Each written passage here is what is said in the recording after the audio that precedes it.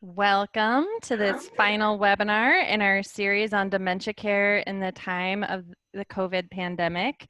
Today, our final webinar is on the topic of managing dementia-related behaviors while sheltering in place. This has been a common challenge that a lot of people have been dealing with, and we're really lucky today to have Mary DeMay and Jennifer Merrilees, two master clinicians with many years of experience working in this field and with a focus on managing dementia-related behaviors. So really lucky to have them.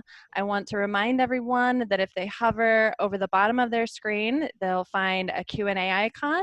And if you click on that, you can type in your questions or concerns throughout the webinar. We'll save some time at the end where Jennifer and Mary will answer your questions. So we hope you participate, and thank you for joining us today. With that, I'll let Mary and Jennifer take it away. Great. Thank you, Sarah, and welcome everybody. Why don't we introduce ourselves first? Mary, I'll let you go first. All right. Thank you, everyone, for joining us today. My name is Mary DeMay. I'm one of the senior doctors in the Memory and Aging Center, and my main job is taking care of patients and teaching medical trainees. Thanks for being here. Great. And I'm Jennifer Merrilees. I'm a nurse specialist also at the Memory and Aging Center. Do my clinical work and also the research that I focus on has a lot to do with behavior symptoms and dementia, and also strategies for helping caregivers with their health and well-being. So again, we're really pleased that you're here today. These are the objectives that we aim to cover today to really describe the impact of dementia on changes in personality and behavior.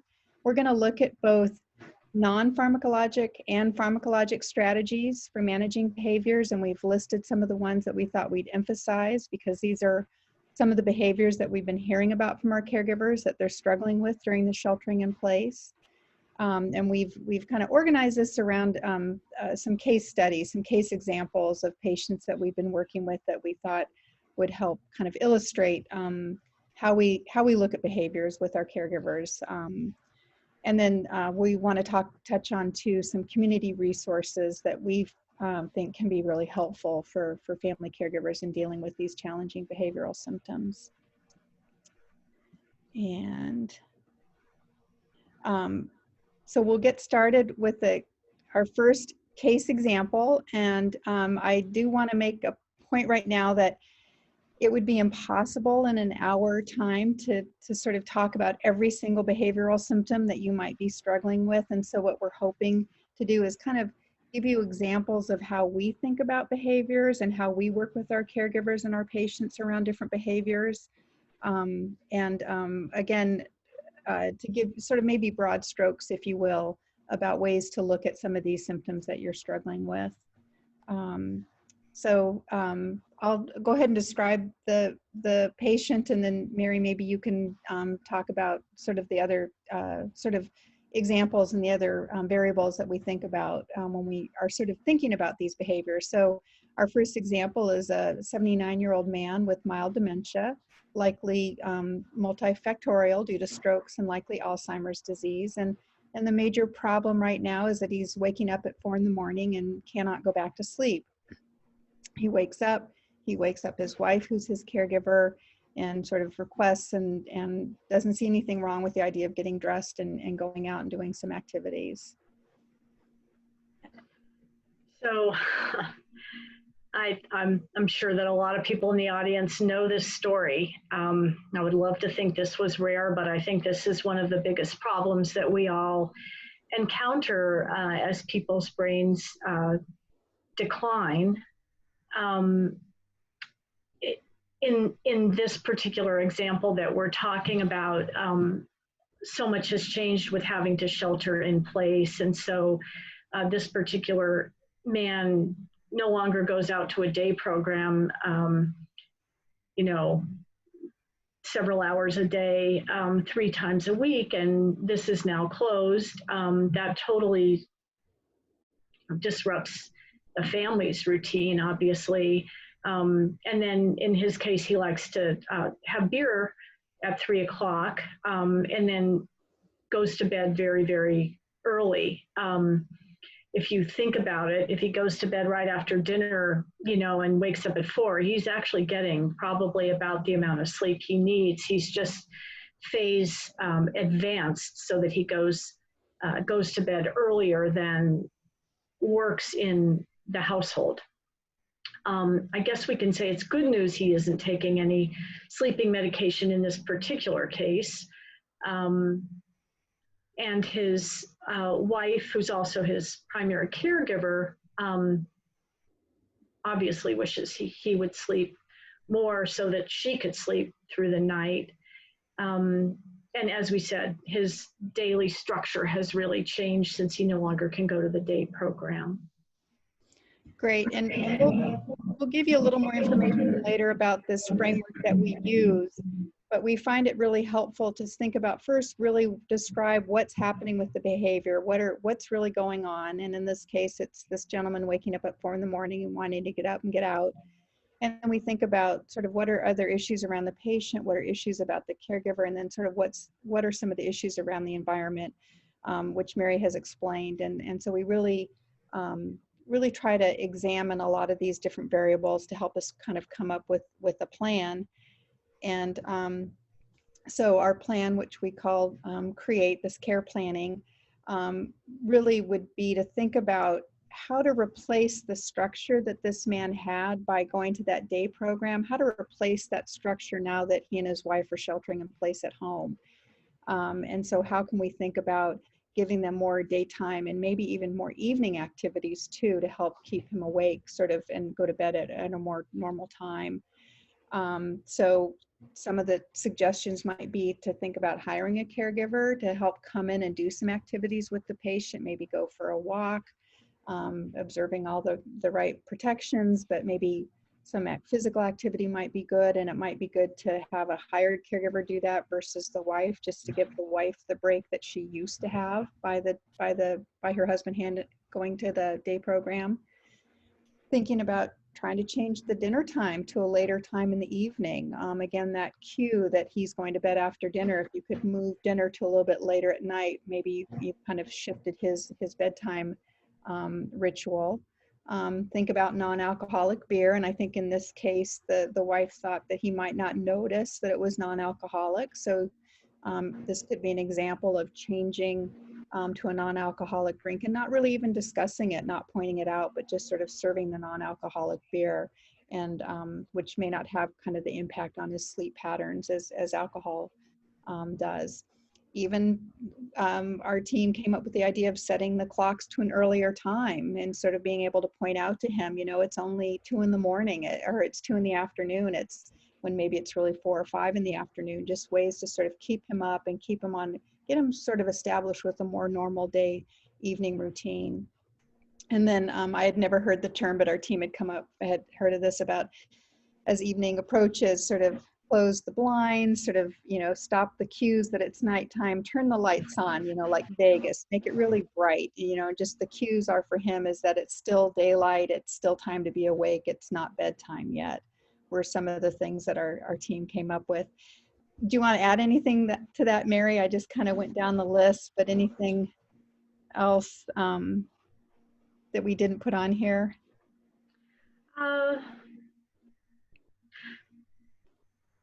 No, I think the non-alcoholic beer is a very interesting one, and it's sort of shocking to me how many times this works.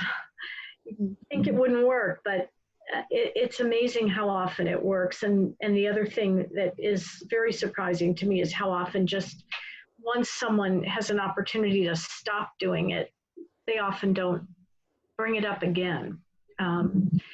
It's just how to bring about some of these changes. So, yeah. Yeah. And again, sometimes you don't even have to bring up that the caregiver doesn't have to bring up that they're making that change. Part of having that alcoholic drink is a ritual that occurs at a certain time during the day, and you can make that switch often and sort of hope that the person doesn't really notice necessarily even have to call attention to it. And the other thing we were talking about this too, that we, again, recognize that people, our caregivers, are under a lot of different stresses right now because of sheltering in place. And you know, I don't want to make it sound like it's so easy for us to suggest that you think about how to increase daytime activities and evenings and activities for the evening. That we just want to recognize that it's sort of easy to suggest, and it may be harder to actually do in reality. And so we just want to express our appreciation for that. And yet, often when we're thinking about trying to get somebody to a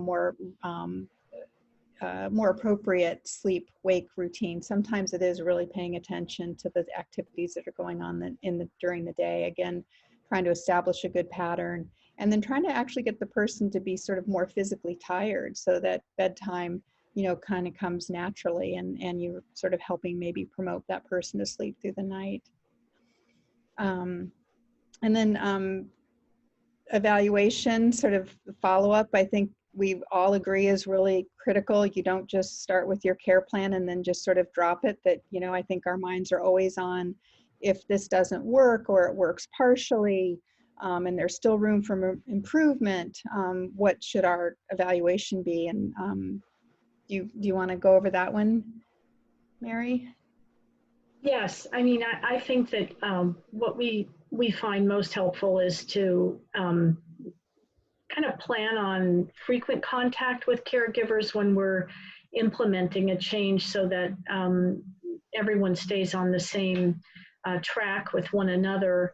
And this is something that I do quite regularly, is plan to talk in another 2 days, or sometimes even when problems are very big, talk every day until the problem is settled. And I think it helps families to understand that we're here and we're really going to stay here and try to help.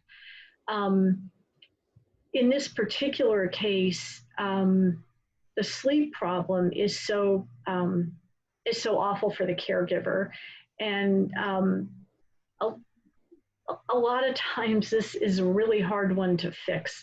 And I think it's important to put that out there, that sometimes we aren't going to really be able to implement much change around someone's new sleep behaviors. And sometimes it's necessary to have somebody else come in. But one of the things in a case like this that we could think about is a medicine such as trazodone, which is a medication that's an antidepressant by class, but doesn't work as an antidepressant until you get up to quite high dose. And so in the lower doses, it's helpful for sleep. And one of the really nice things about it is that the normal phases of sleep that we all hope to be entering through the night, it does not disrupt those. It helps to maintain that sleep architecture, which is very helpful. Melatonin can also be helpful. We tend to overdose melatonin, and the time to use it is when people are sleep phase delayed and need to move back to go to bed more earlier. Then it's more helpful, and it's very low dose. It's 1 milligram of melatonin.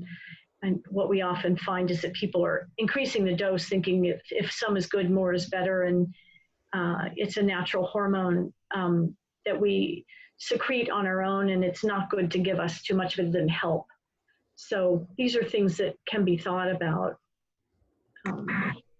That's great. And also I'll make the point, I think we're going to make it again later too, but you couldn't just switch to a medication in this case example, and sort of as a way to solve the sleep disruption. Because if this gentleman is not got a lot of activity during the day and he's kind of going to bed like after an early dinner, and you try a sleeping medication, you really need all these other non-pharmacologic strategies to be part of sort of your care planning and your strategy for managing this issue. So, I mean, I think we often are in this position where we wish there was sort of a magic pill that would just sort of eliminate this problematic behavior. But what we found over and time again is that it's really this blending of the way you might change this person's environment along with perhaps a medication that we can often find the most success. And there are some problems that don't have a medication to target. You cannot,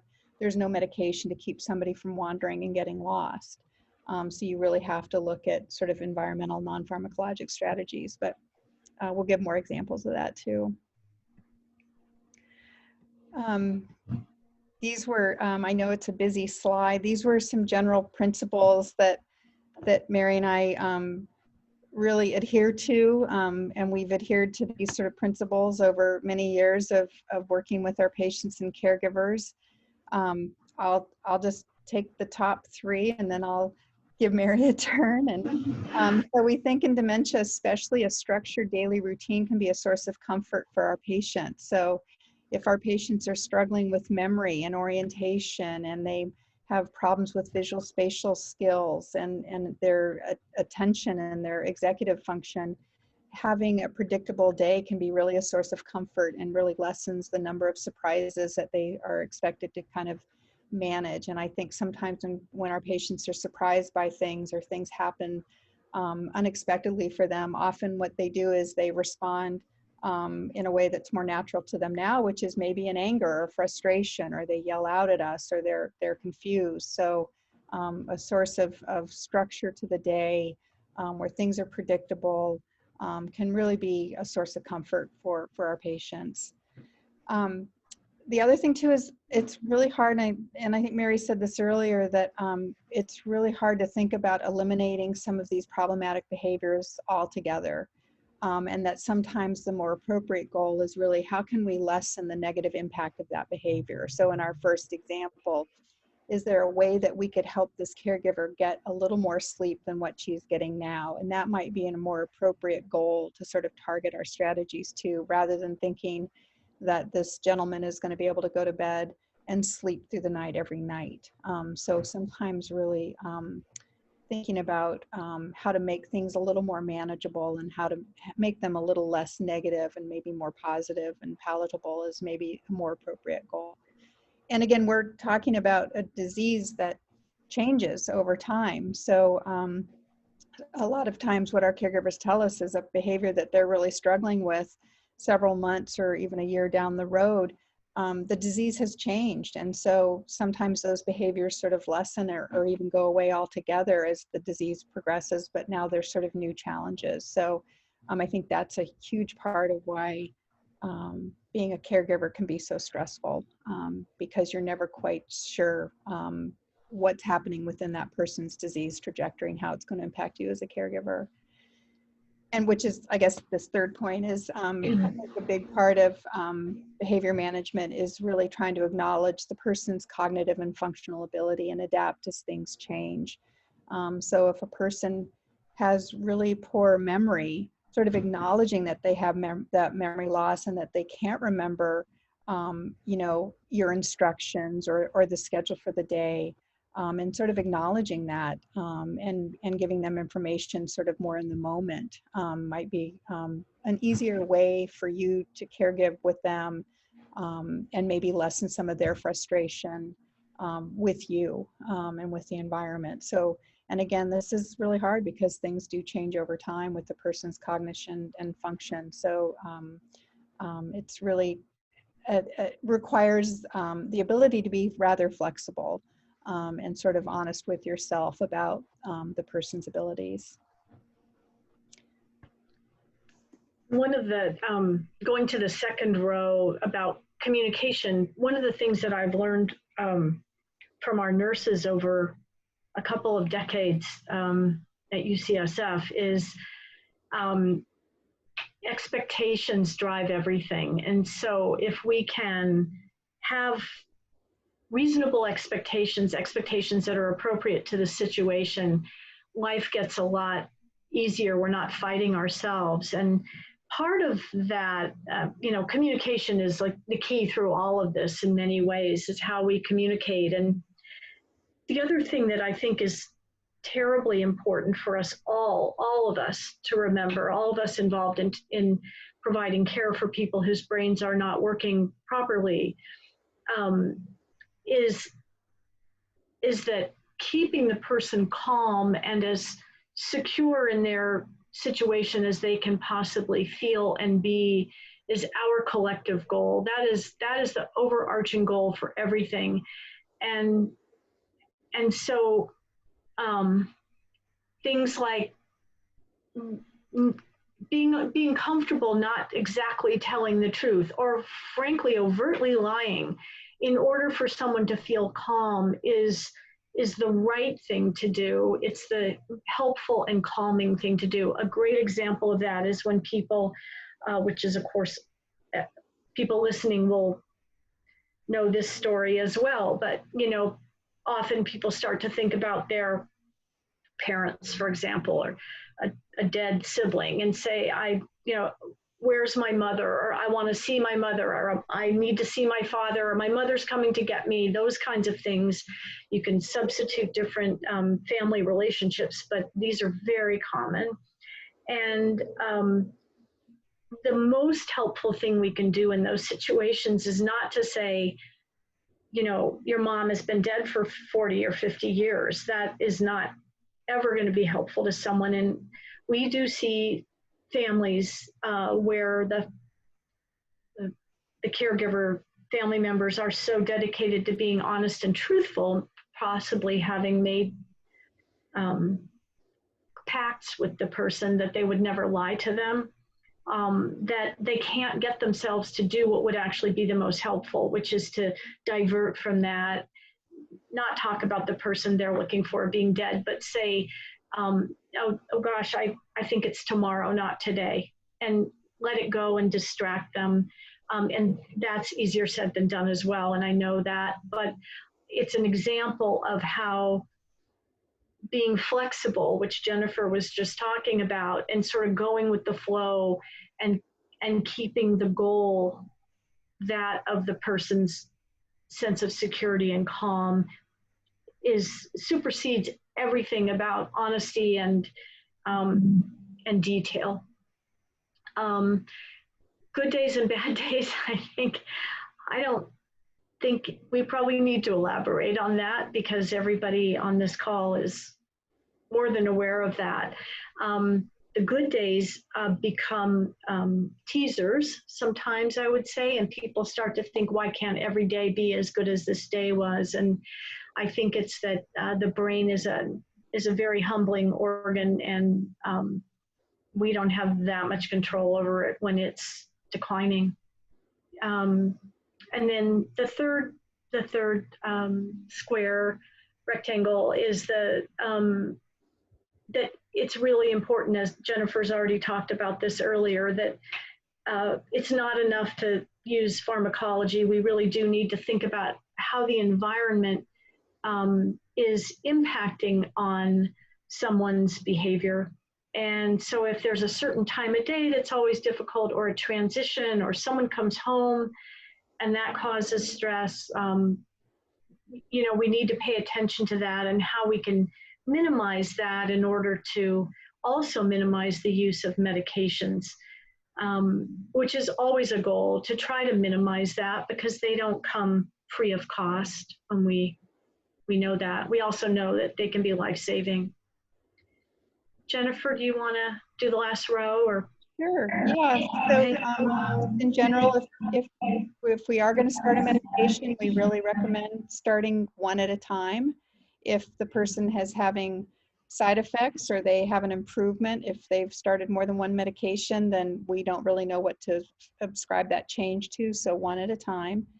And then I think it's always important to remember, I think in large part, triggers for these behavioral symptoms are largely the person's disease, their dementia, but very sudden and abrupt changes in their cognition or their function may actually signal a more acute medical condition, like something as simple as a urinary tract infection or a respiratory infection can really change that person's function and their decline. So we really can't assume that changes in behavior are always a result of the person's underlying disease, that there may be something else. And so thinking about changes that happen in the last day or the last few days or the last few hours are maybe more of a signal of something that needs medical attention.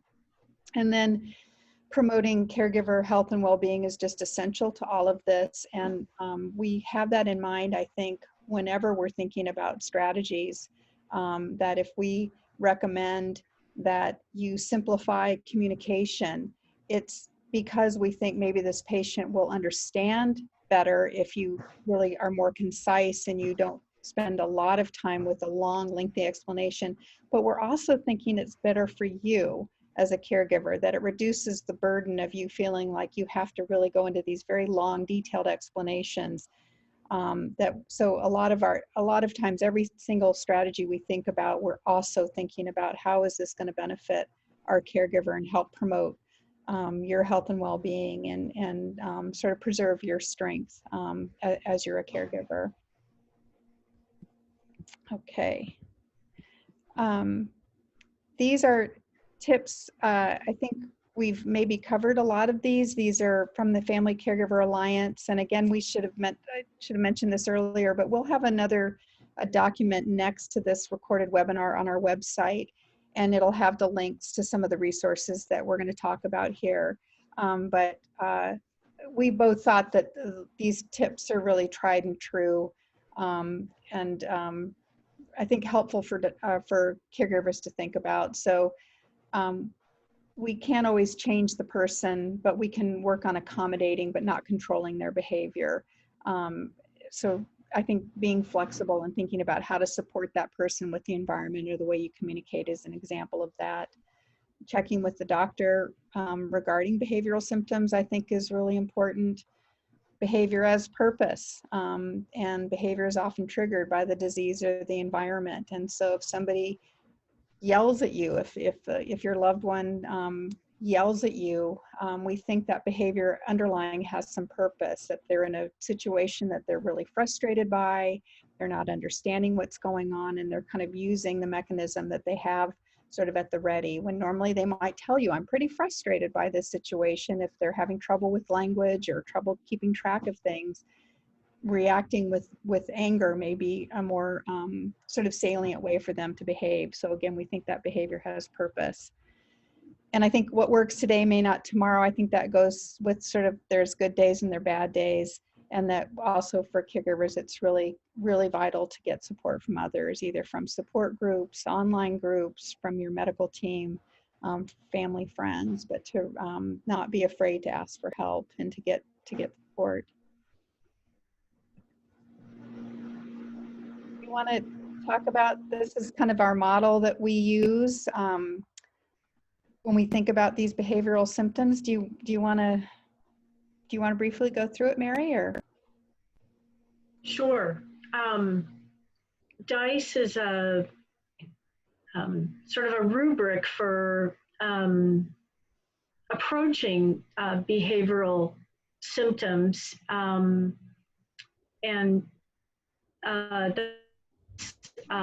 the D is for describe, which is to communicate what the behavior is and understand the behavior, look at it. The next is I, which is to investigate it, which we've just been talking about. There's something going on in the environment. What does the caregiver think is going on?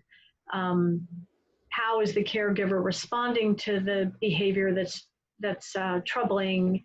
And obviously, again, the behavior itself for the person who's got a brain illness.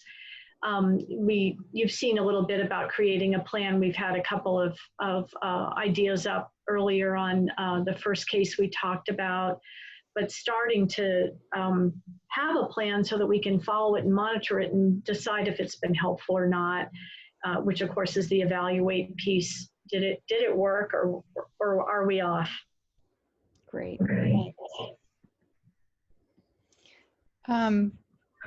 So we can we'll do another example. In this case, this is an 85-year-old man who has Parkinson's disease dementia. He's falling a lot, 1 to 2 times a day, typically, when getting up from his chair. The wife is also reporting that he's more impatient, he's more irritable, he's verbally lashing out at his wife, who's his caregiver, more frequently since the shelter in place. And so this is what we mean by describe, that we really want to get a very full description of what's going on, and not just sort of single words, like not just he's more irritable. We'd really, we really want to get more context in sort of thinking about what's going on. So, and then we sort of look at patient, caregiver, and environment. And do you want to go through that, Mary, or would you like me to do it? Sure, I can go through it. So in terms of thinking about what's going on for this quite elderly man with Parkinson's disease and the associated loss of cognitive function, he's losing his motor function, his cognitive function, everything's sort of, the rug is being pulled out, probably somewhat slowly over time. And he's wanting to be independent and not have people, helping him out of a chair, for example. There's nothing, for some people, there's nothing more irritating than someone trying to help them walk across the street. This is not something people are necessarily wanting to have happen to them. His wife, doesn't want her husband being so irritable with her and lashing out at her. I have a very strong, one of a few mantras that I talk to families about, but that the spouse is always the bad guy. If there's any opportunity to blame the spouse for things, that's where it's going to go when people develop dementing illnesses. And that's part of that, developing flexible and flexible expectations, really, that this is going to happen. It's not about the spouse. It's not about either person. It's about the brain disease. And spouses are lashed out at all the time. In her case, she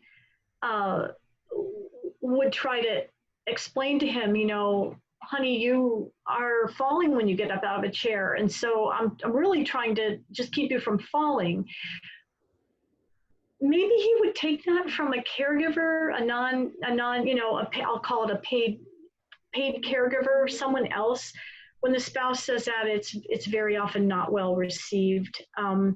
So we have to figure out how a spouse caregiver can sidle up there and help him get out of a chair safely without making him lash out. And that's a tough one.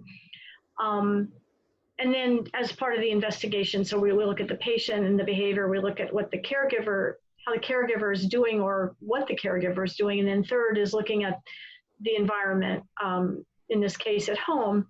So there is an older caregiver coming in to this family a few days a week, and is certainly someone who has been able to occupy and distract and provide pleasure for our patient, but still not someone that he wants physically helping him. This is a really common situation, this family's situation in this example. Yeah, and I think too, unique in that a lot of caregivers have stayed working with their clients during shelter in place.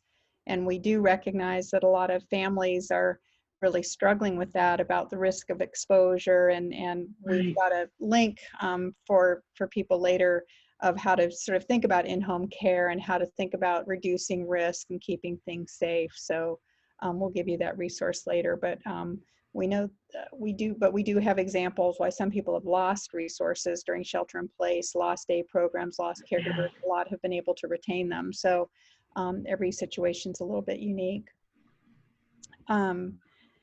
And so what we came up with for this couple is that some support for the wife. We thought maybe an online or telephone support group or even individual counseling. And then we use the Alzheimer's Association helpline. It's a 24/7 helpline that's staffed by trained case managers and social workers. So we find that's really important for caregivers to have access to that number, to either get support or to help sort of problem solve something that's, maybe on the weekends or at night.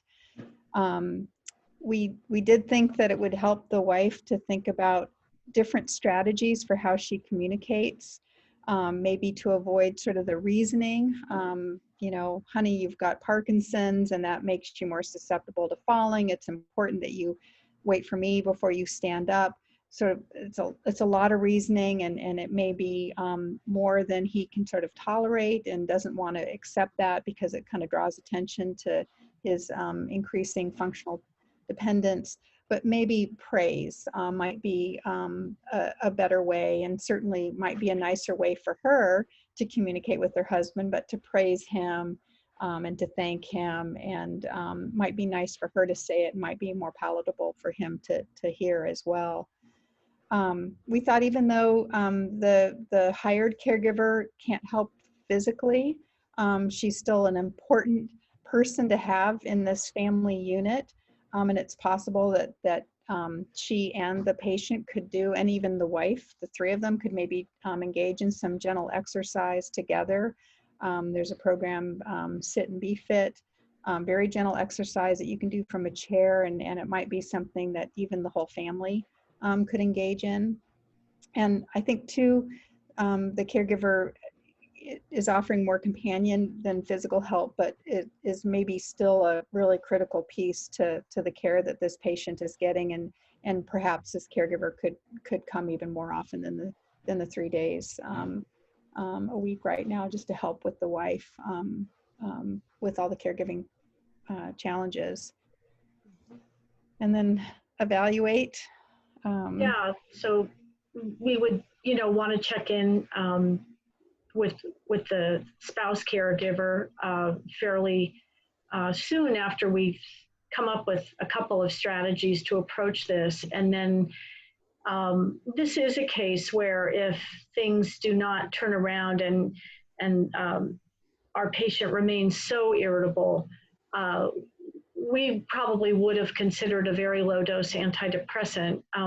Antidepressants are really the class of medication, but the benefits are far beyond treating actual depression. And very often the irritability that comes from these illnesses is dampened dramatically by a low dose antidepressant. So it's very often the first thing we will try from a medication perspective when we're dealing with sort of intractable irritability or a problem such as this one. It just keeps repeating itself. Great. Okay. Our third example is a 69-year-old woman with Alzheimer's disease. She's had several episodes of wandering away from home. Sort of the worst event, she was found after quite a bit of searching about 20 miles away from her home. Also, along with these issues, the family has reported she's walked into her neighbor's home on occasion, sort of mistaken their home for her home. And she also has a delusion that there are certain family members that are trying to poison her. Her son and daughter-in-law, the primary caregivers, and yet there's also kind of an extended family, so there's other family members that are involved as well. So our investigation in this case, this is another one, and these situations can end very tragically, as we all know, when people wander. We read about this in newspapers all the time. But our investigation process yielded that our patient, not surprisingly, is forgetful. She's got Alzheimer's disease and delusional that her family's trying to poison her, which is a little bit unusual for an Alzheimer's type of delusion. People with Alzheimer's disease do tend to get fixed beliefs that aren't true, but they're very often someone stealing from them, someone having an affair, etc. Being poisoned is a little less common, but we certainly hear it and experience it. So therefore, what do you do if you think people are poisoning you? You try not to eat the food they give you. So she was also, starting to not eat as well because of her own fear. The caregivers, the son and the daughter-in-law, were exhausted from this experience of caring for her, um, and and feeling just absolutely unable to bring about any improvement in what was going on or any change. They didn't see how they could, keep her at home, how to keep her from wandering. The son was starting to really show depression, which, as probably all of us know, is by no means uncommon among caregivers. Caregivers get depressed. So they didn't really know what they could do. Environmentally, the neighbors were in the time of COVID, really concerned about this woman's inability to, practice proper social distancing. Of course, none of our patients can do that at this time. And you read she actually entered her neighbor's home. And people become frightened when someone walks into your home unexpectedly. So they were also frightened of her.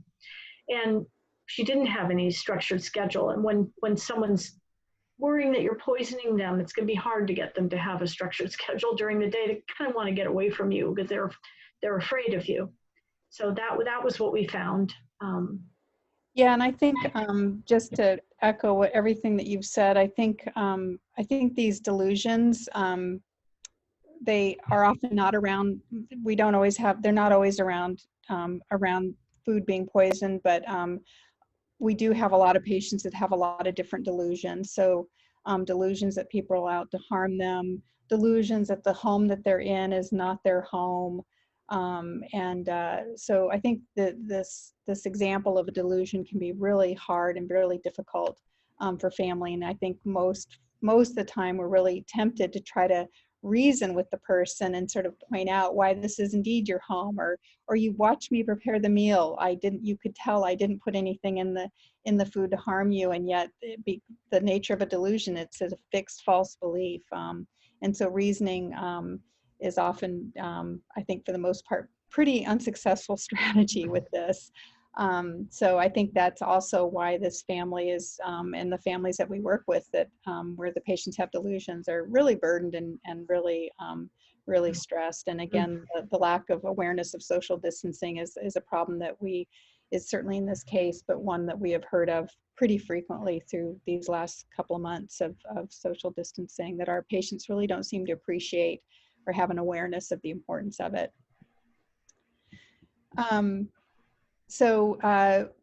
We were concerned about, the risks for this wandering and getting lost. And so we thought the Safe Return program was sort of would be a good idea, that she'd have identification.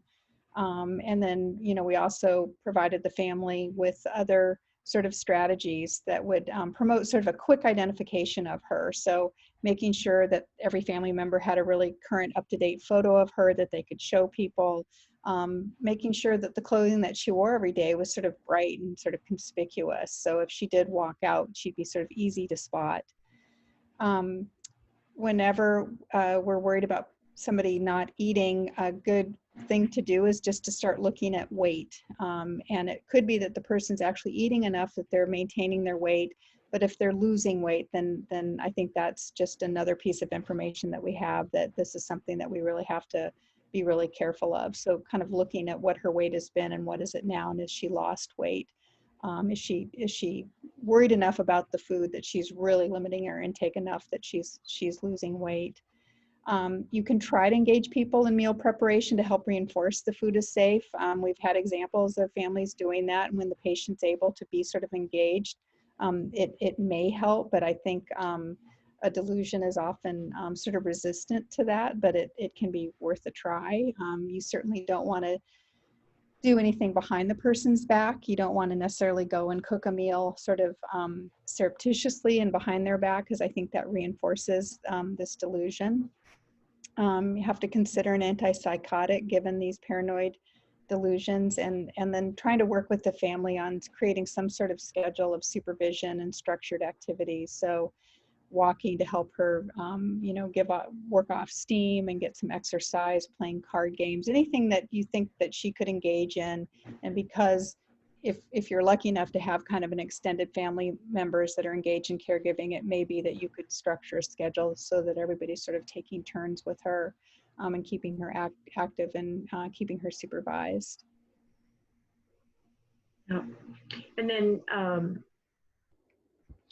from an evaluation perspective, we had a plan ahead of time, essentially, that if none of this, was working very well, and the family, the risk isn't just to the people outside the home, obviously, it's also risk to our patient who was wandering. And so at times, making a referral to adult protective services can bring about a little more service and resource to the family. We have obligations to call them at times, but in a case like this, it might actually be a call that would result in some additional support for the family. So that was part of our plan. And I think exactly as Mary has said, that we think of APS as being sort of an extra level of support. We often don't have the ability to go into people's homes where we might be able to sort of see more opportunity for how to keep this person safe.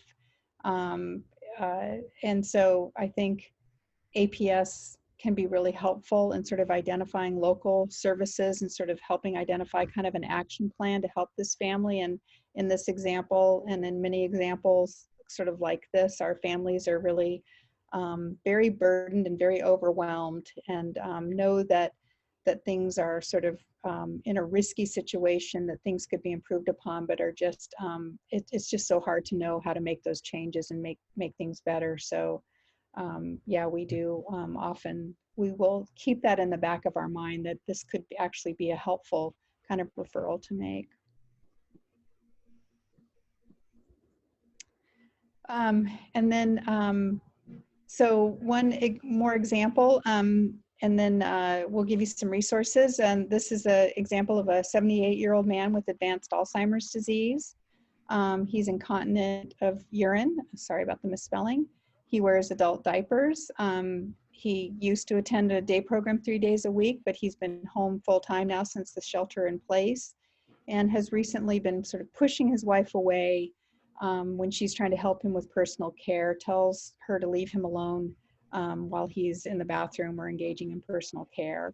But she's has concerns, as most of our caregivers do, about the person's ability to really manage toileting and personal care adequately. And when we did the investigation, our patient was no longer going into the bathroom. He was just urinating in his adult diaper, which of course then meant that he needed to be changed more frequently and that his skin was at more risk. And this was making his wife, who was his primary caregiver, needing to get more involved, wanting to keep him as healthy as possible, given that having wet urine-soaked diapers is not good for people. So in addition to being sort of, in a sense, forced by the circumstances to have to be intervening more often, she was without the 3 days a week of respite from the day program that he was attending. And then, as we've alluded to and talked about a little bit throughout this webinar, that hiring someone into your home in the time of COVID is filled with fears for people, appropriately so in many cases. And so she was struggling with whether she should really hire someone who would be coming and going. She was extremely creative and was able to get her husband to do some activities that distracted him and helped him sort of move through his days. And one of the things that we don't mention until this slide, but that we think is always worth trying is music, especially music that one might know the that the person with the brain illness really enjoyed long ago. More likely to still be familiar to them than maybe a more newly acquired taste in music or activity. And so that really did help calm him.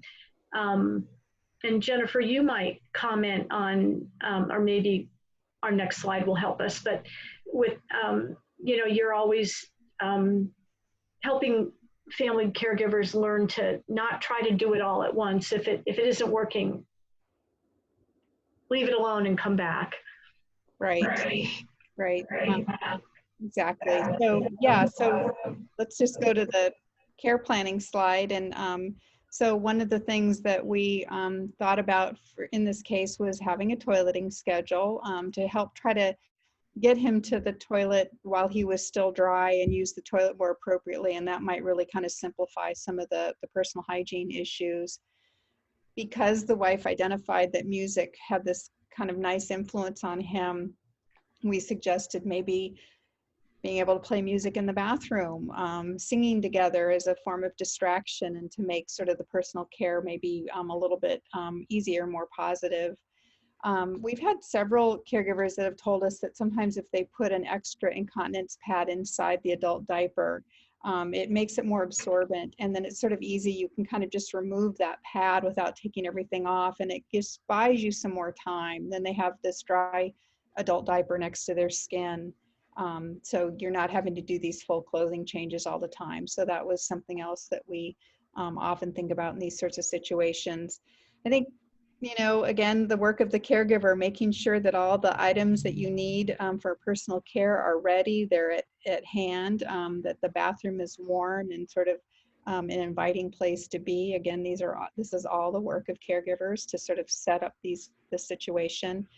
And then think about different strategies for communicating with the husband during personal care. So are there certain stories that that your patient or that your loved one likes to tell, and can you ask them to tell that story during personal care? If it's a positive story and a fun story to relate to, again, it might be sort of distracting from what the actual job at hand is. And then we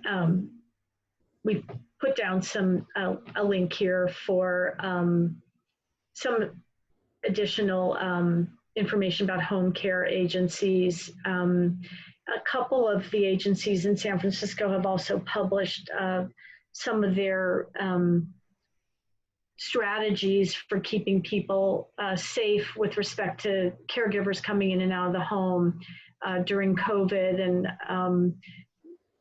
doing the best they can to communicate the ways they're trying to minimize. And those agencies, we can later on tell you which ones have a good website for that kind of thing as well.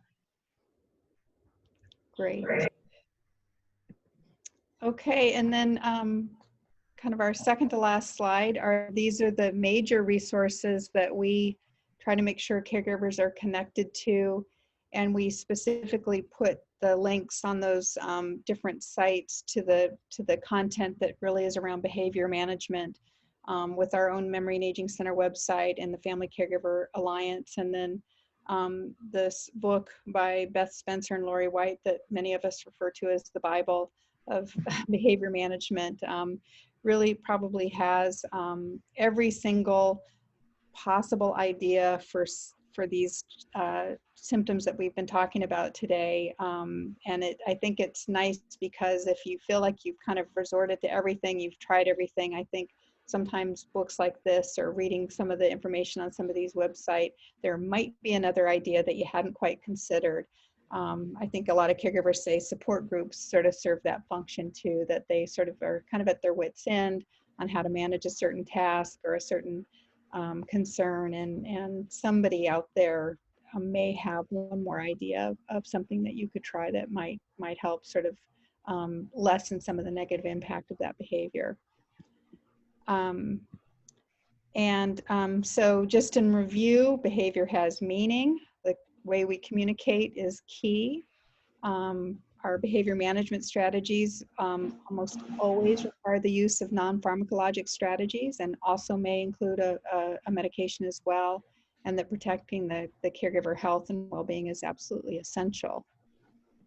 So here's our last slide, and I think Sarah's going to come on Read and some let us know of any questions. questions. And Yeah, we have quite a few questions in about 5 minutes. We'll try to get through as many as possible. There is a quick question about dosing of melatonin. And Mary, I think I'll just ask you offline to send a reference about the use of melatonin. We can include that in our reference sheet. Lori's asking, how would APS actually be able to support the caregiver? So maybe you can give an example of how APS has been helpful in challenging cases. you know, I can think of one where the caregiver and the patient were pretty isolated, didn't have friends and families, and I don't remember the details if they had moved recently, but were pretty isolated. And the patient with his dementia was getting very verbally aggressive, and the wife at times felt physically threatened too, that he would get so angry at you know, her offers to help and her, you know, wanting to help assist him with different activities of daily living. And they were so isolated, she resorted to going out and sitting in the car in their driveway as a way to sort of get out of the situation. She'd sit out there for a while, and then she'd come back in and hope that he had sort of forgotten, and then she'd try again. And APS really made a big difference for them. They were so isolated, and they really sort of lobbied around medication control and some other strategies with her to help her feel safer. I think they got her connected with some community resources, so she gained a network of other caregivers that she could kind of talk to. So I think we often think of APS as something that's sort of a penalty, that you're doing something wrong, but I think we often do look at it as that for not a last resort, but kind of a way to help get some help into the home and to get people connected to resources that they really need, that they're really struggling for. I don't know, Mary, if you have anything you want to add to that. I don't have anything to add to it. Yeah, thank you. Another question, there's been a couple questions around irritability, around facing decreasing functional decline, if that might also be related to side effects of medications, and is it possible to help patients accept their declining function? You want me to field that? We probably have the same answer. It's such an important question. I can't even begin to tell you how much we appreciate this question being asked. And I would say that the quickest answer to this is it is not helpful to try to get someone to understand that they have a problem with how their brain is working. And it is most helpful to try again to think about that overarching job that we all have, which is to keep everyone as calm and okay as possible. And if someone tells me that, you know, I have bright red hair and I'm convinced I don't, I'm never going to think I have bright red hair. And it's sort of the same. It's sort of in some ways that simple. If the person could understand it, he or she would understand it. They can't, and it isn't helpful to try to get them to. We tell families, try to get the word remember out of your own vocabulary so that you don't keep saying to your loved one, remember, I told you that we were having dinner at 6. Remember, if they could remember, they would remember. So thank you for asking that question. It's one that needs to be asked and answered as often as possible. And I'll add to that, I completely agree. And I think sometimes when you ask the remember question, remember when we talked about this, it's probably not a pleasant feeling for the caregiver to ask too, because it's, you know, it's just bringing up some sort of maybe some sad feelings for you that this person is having trouble remembering things. So it's not necessarily something that's helpful for you. And I think the first question about, can you get people with dementia to sort of acknowledge that they're having deficits, I think you can try, but I would pay attention to if it's working or not, and does the person really continue to argue very persuasively that they're fine and everything's okay. And so maybe then that's your answer, that they just really don't have that ability to sort of have that kind of awareness that there's something wrong. So I think you can try and see if it's successful. And I think sometimes people have a little bit of fluctuating cognition, and so there may be moments where they seem to have better awareness than others. I think we see that in our Lewy body dementia patients. But it doesn't mean that across the board, this person has just 100% awareness and insight about what's going on. So we're at time. I just want to squeeze in a couple more questions if you guys can hang in. One question is about resources for family members where the primary caregiver also suffers from mental illness, such as borderline personality disorder. As you mentioned, a lot of caregivers suffer from depression, which can affect their ability to caregiver. I want to also add, there's a question about, you mentioned that non-pharmacological strategies are so important, and yet I see that, you know, physicians 80% of the time just rely on medication. So why is that? Maybe you can just address those two and we'll save the rest for. I'll start with the second question, and I think we have some literature and some research that shows us that primary care providers don't get a lot of training in their medical school training around dementia disorders and how to manage them. So I think it's a field of expertise that people sort of choose to learn more about, and I think we're learning a lot. I think this field has changed a lot since Mary and I started in this field. So I don't think it's necessarily the provider's fault, but it may just be, you know, sort of not an access to training in this field. And so I will answer it that way. And any thoughts for caregivers that are dealing with their own mental health challenges while being in the role of a caregiver? Oh gosh. I think getting connected to services is going to be just absolutely critical, and making sure that this couple, that the patient and this caregiver have really good backup. So backup with a healthcare team that might include psychiatry would be really important, with community services, perhaps with case management and a case manager. We often ask our patients, is anybody in the family a veteran, so that we can access veteran services possibly. So really, I think paying close attention to sort of building up that supportive network in this case would be even more important, vitally important. Yeah, agreed. Great. So I just want to thank Shoshana for the link that she provided around also the dilemma of truth telling with patients with dementia. We'll include that in our resources. Thank you everyone for joining us. Thank you Mary and Jennifer for a great presentation. Again, the recording will be posted on our website at memory.ucsf.edu/COVID.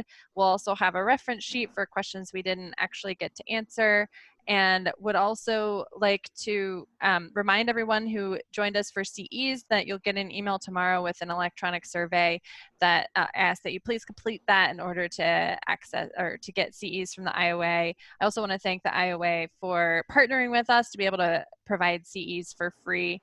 And with that, I hope you all have a great afternoon. Thank you. Thank you.